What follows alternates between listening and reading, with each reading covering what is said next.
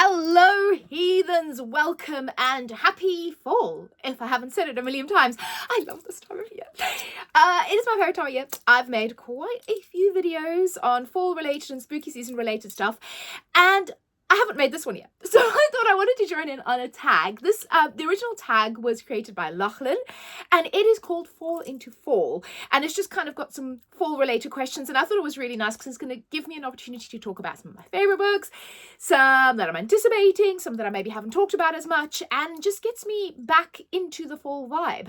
So I will be doing those questions. Feel free to answer them in the comments down below. Like, give me your answers for some of these questions if something sort of tickles your fancy and you want to talk about it. But I love these kind of videos. I love tags. I think they kind of like fell out of fashion, if that's a thing, kind of something like that, fall out of fashion. But they seem to, like, I remember when I was in BookTube the first time many moons ago, they were like a thing. You did a tag like every week. Now there's only a few, but I like them. So I'm going to shut up and do it. Okay, so question numero uno is if I could get the question, pardon me, I have a laptop in front of me, is an autumnal book that deserves more attention. Right. I'm going to get up on my soapbox. This book is literally, it has autumn in the title. It is called Autumn of the Grimoire by J.L. Vamper. Now, J.L. Vamper is probably my new favorite author.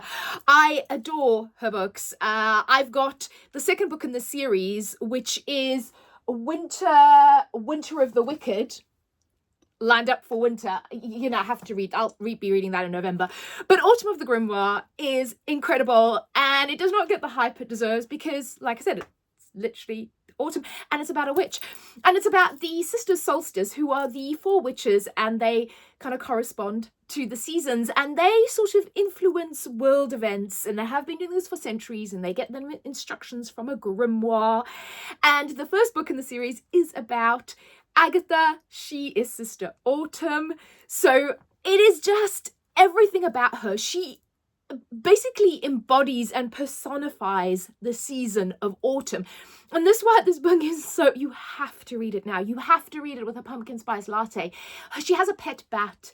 Her whole house is just autumn themed, so each one of the sisters, obviously depending on what season they correspond to, the kind of realm they live in, that they call their home if they're not out doing stuff that the grimoire asks them to do, is themed around that season. So it is everything delightful about autumn. It is a wonderful fantasy story with a romance subplot, with witchiness, with some great commentary. It is just beautiful. And I think that J.L. Vamper's an author, this whole series, but this book, right, I've just jumped off my soapbox there. So, most anticipated fall 2025 release. Now, I mean, I can't not. Alchemist. Alchemist, that's in the new. This was hugely anticipated. I have read this. It is incredible. It has lived up to all the hype. I literally just watched an interview with Sun Liu where she was talking about kind of the process of writing this, and such a thoughtful, interesting, incredible human being. And I think this book is unbelievable. It's all the emotions and completely and utterly destroyed me in the process, but yeah. Mentally very stable, very stable. And then another one that I was really I'm checking my notes so I don't forget anything. Another one that I was really excited about is this one. This is Love at First Fright. I am probably going to be reading this in the next week or so. I want to read it around Halloween. And this is by Nadia Alfasi, and this is the second book to Best Hex Ever.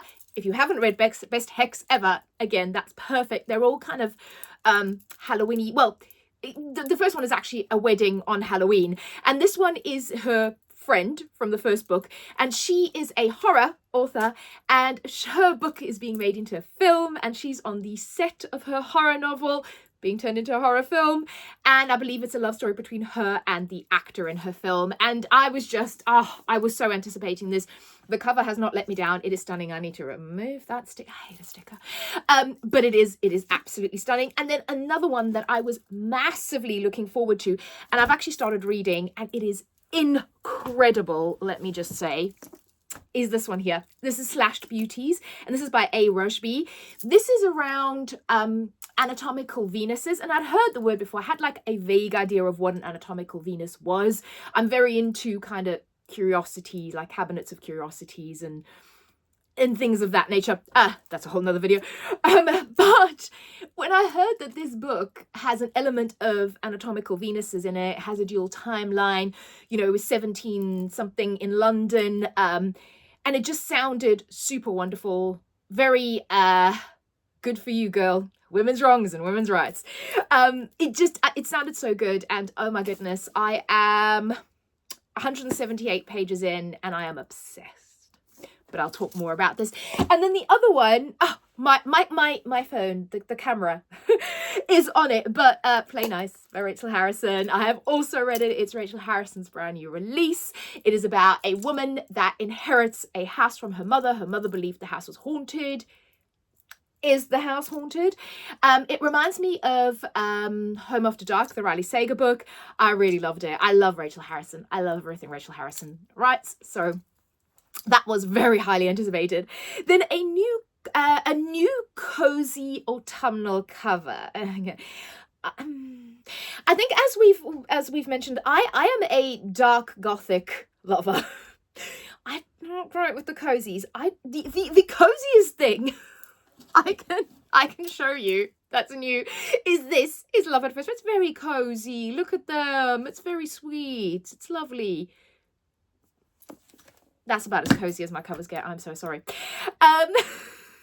Favorite spooky or supernatural, spooky or suspenseful, I can't talk to you. Spooky or suspenseful book of all time. Favorite spooky book, or I mean, I'm thinking horror book, Lost Souls, Poppy Z. Bright. I mean, that is my favorite of all time. Obviously things like Dracula, and I'm a huge fan of Phantom of the Opera if we're going classics. But I think if we're going more spooky, suspenseful, I would say Slashed Beauties is on its way to becoming a amazing read. And then, of course, Rachel Harrison. So Cackle is spooky and beautiful, and this is just like, actually, I was going to say these are cozy. I don't know how cozy that cover is. That cover's cozy, but it's not new. Cackle, just about a witch, about female friendship, and Black Sheep. Oh, I love this book. This is about a woman that grew up in a cult, and oh my goodness, when you find out what the cult is, and when you find out things about her family, it's so good. I love anything Rachel Harrison. I think these books really appeal to women. I think they are just so beautifully written from a female perspective, but also they're just fun and spooky and creepy, but not too crazy. So if you don't want to really go there, literally I've been reading 2 books back to back that have got like people eating in them. Yeah, it's putting me off my dinner. These won't.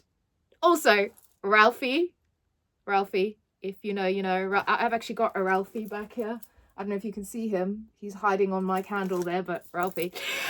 So those are my favorites. Then, fictional character you'd take to a fall festival. Now, Always and Forever, The Inner Circle from ACOTAR. Those characters, that friendship group, I would give anything to be in that friendship group. Also, Azrael needs a girlfriend, and I'm available. But yeah, no hesitation. The Inner Circle.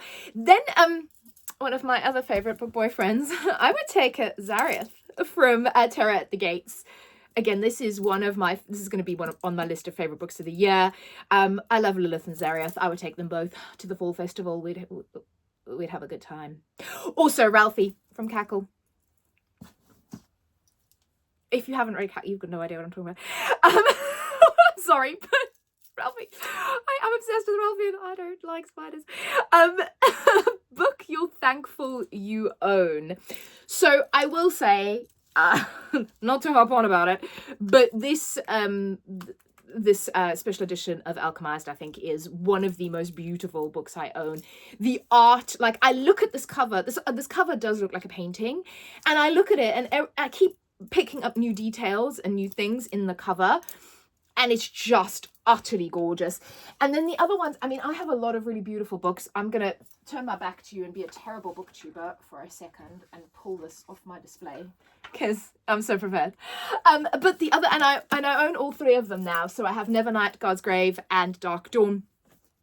But these are the first editions signed by J. Kristoff of what is my favorite fantasy series of all time. I'm trying to find the signature. Signed. And these copies I have wanted. Not even like my ambition wasn't even for the first edition. No, it wasn't even for like the signed. No, it was just I wanted this cover.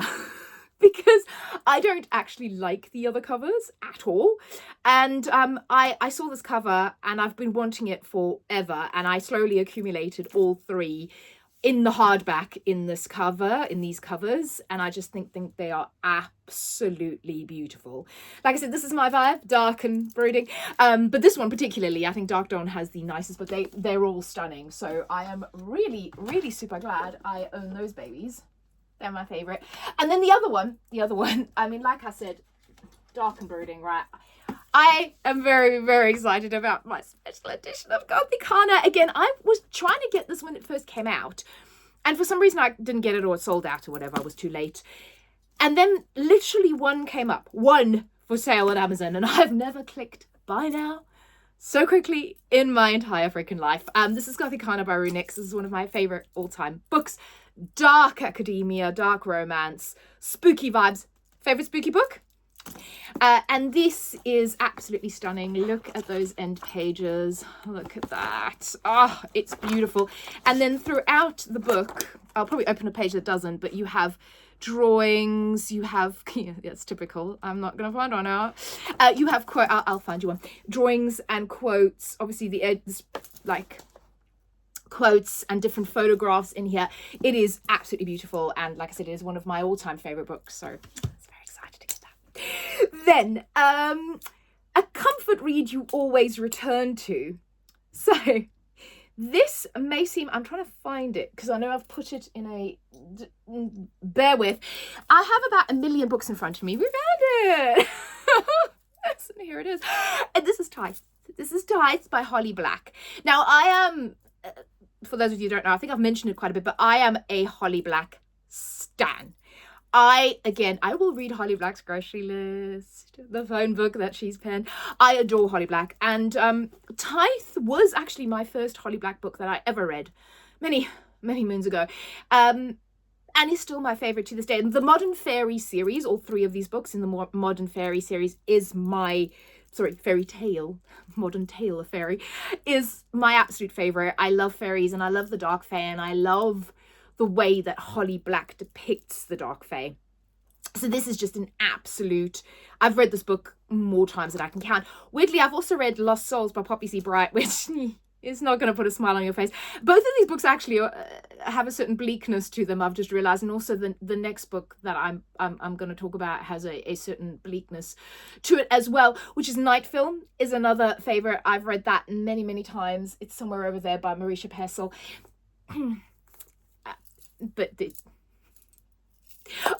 And Dead Witch Walking by Kim Harrison. That is brilliant. That is probably my favourite urban series. Well,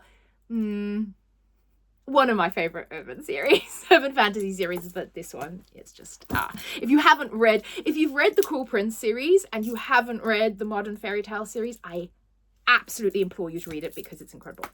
Then, fall TBR picks. Now, I have posted quite a few videos about fall, but I thought, why not talk about a few more books, right? So let's remove that.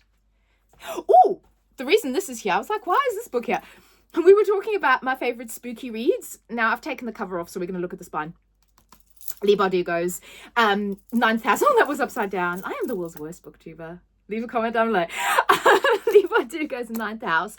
This is one of my favourite books of all time. You know, this is Satan here for me. But this is also one of my favourite spooky books, and is also one that I've read many, many times. So, again, the dark, creepy book is a comfort read.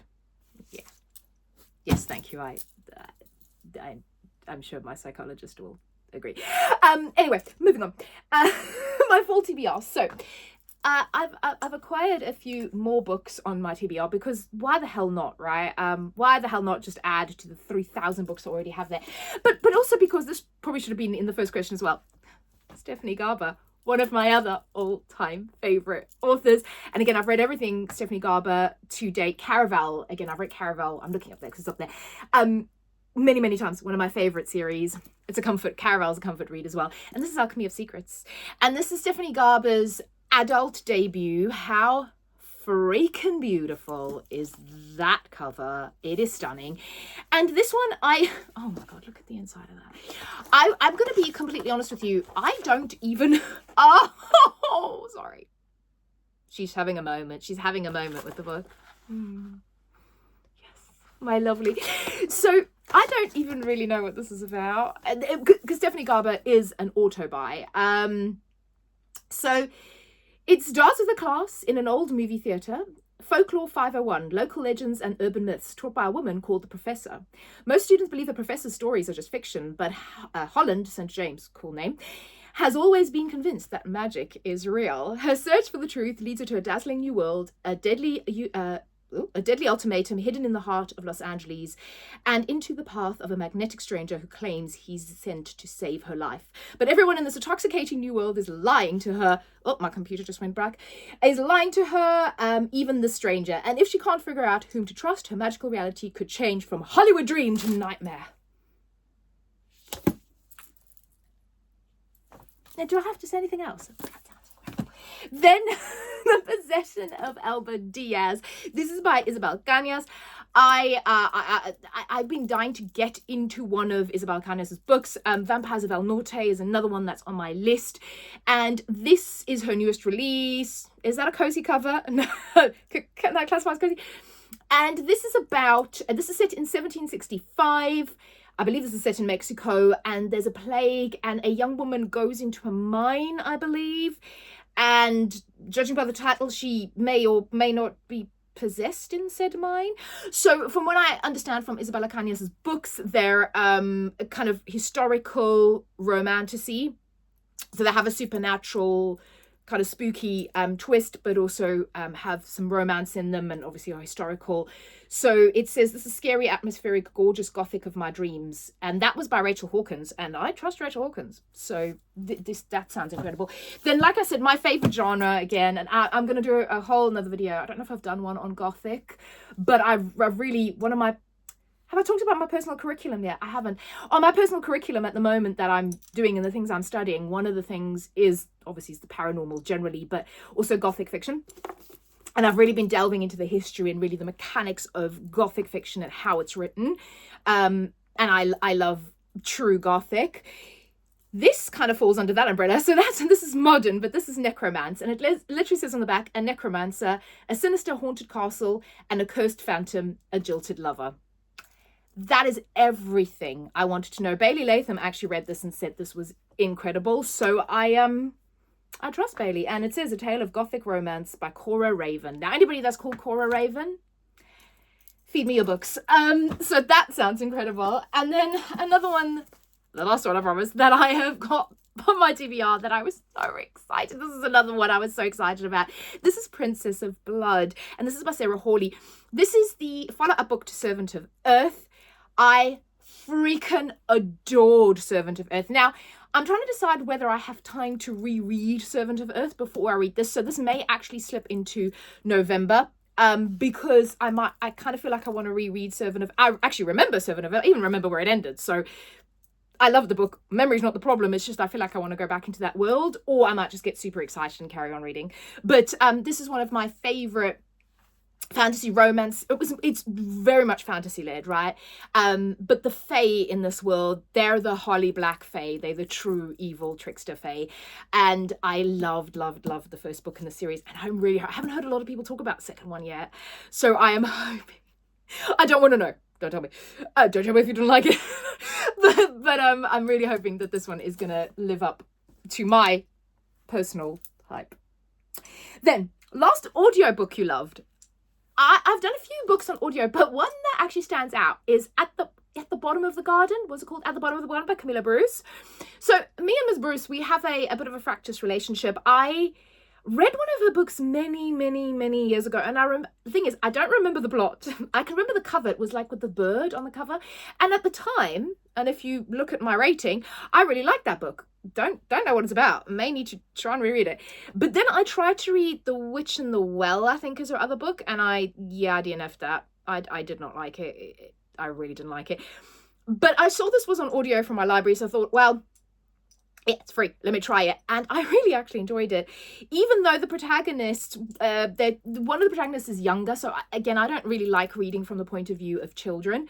But one of them is slightly older and the other one is just slightly younger. So it's two sisters. And their parents pass away. And then they are taken in by their aunt. And their aunt is a piece of work. It is one of the most unlikable characters I've ever read, but I loved reading about her. Again, something about me, I adore unlikable characters, and she is the epitome of a morally black, unlikable character. It's such a cool, spooky, crazy story. I really enjoyed that, and the audiobook actually was really very good. So, yes, I recommend that. Then, what are you looking forward to this fall? I'm just really looking forward to all of the atmosphere, kind of the days going cooler and that crispness in the air. There's a certain feel, there's a certain crispness, and there's a certain anticipation as well. I think, first of all, people love the fall. They're anticipating Halloween, and then once Halloween is done, that kind of anticipation of like the festive season and Christmas. And I just feel like there's that almost joyousness in the air at this time of year. So that's what I'm most looking forward to. And then an autumnal book you thought you'd love, but you didn't. So I'm going to dig in my pile of books I've got down here. So this one. So this is The Executioners 3 by Susan Dennard. And I thought I was going to absolutely love this book. Don't get me wrong. I didn't. I liked it. I liked it well enough, but I didn't love it. And the reason I didn't love it is it reads too young for me. And I should have realized that because I read her other, I think I actually DNF'd her other series. I read like the first two books. I didn't read the last one. And I think that was a similar problem at the time. I liked it, but the characters read very young, and they are young. But I feel like they almost read, our main character's 17 and she's about to graduate high school, and she reads like a 15-year-old, 14-year-old. But I did really enjoy the 90s nostalgia in this, because this is set in the early 90s and there's a lot of NSYNC and Backstreet Boys references. So I don't hate it, and I don't think it's a bad book, and I think absolutely still read it. But I thought I was just going to be absolutely in love with it, and I wasn't. And then the other book, oh man, I hate to do this, but We Love You, Bunny by Mona Howard. I was so excited. I read this. I was like, yes, I cannot wait. I love Bunny. Bunny is one of my favorite books of all time. This is not one of my favorite books of all time. Yeah, thoughts. I liked the beginning, and I was really into it in the beginning. The first 100 pages, I was like, yes, it's going to be so good. Then the POV changed to Mr. Bunnyman, and I was like, no. And it just, the way it was written, I like it in some parts. I have very conflicting emotions about this book. Talk to me in about a month. Maybe I'll be able to be coherent. But yeah, thought I was gonna love it, but I didn't. Then, also, I forgot to talk about one more book that I was on my TBR, because it's literally there. It was under the other book. It's this one. So this one is They Own the Night by Amy McCall. I have just started reading this. This is everything I love in a book. And literally her dedication in the front of this book is to the Buffy and the Vampire Diaries fans, the readers who found Interview with the Vampire and Dracula way too young, and those who have made The Lost Boys your entire personality. This one is for you. Literally, she wrote the book for me. Thanks, Amy. But no, this is so, I've literally started reading. This is so much fun. I'm going to talk about this more, but yeah, that's another book that's on my TBR, and it's just, it's so good. Then your favorite fall movies and shows. Buffy. I'm currently rewatching, I've just rewatched the originals, because that's my favorite. I'm currently rewatching The Vampire Diaries, and I remember why I hate Elena. I love The Vampire Diaries. Don't love Elena. Do not love Elena. Practical Magic, The Craft. I also love American Horror Story Coven. Obviously anything kind of horror related, but Coven. Then Gypsy 83 is a movie that I adore, that I watch pretty much this time of year every year. But anything kind of spooky, weird, witchy, those are probably my favorites though. True Blood is another one, but yeah.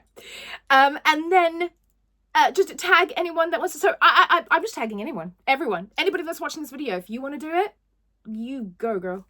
You do it, or boy, or you do it.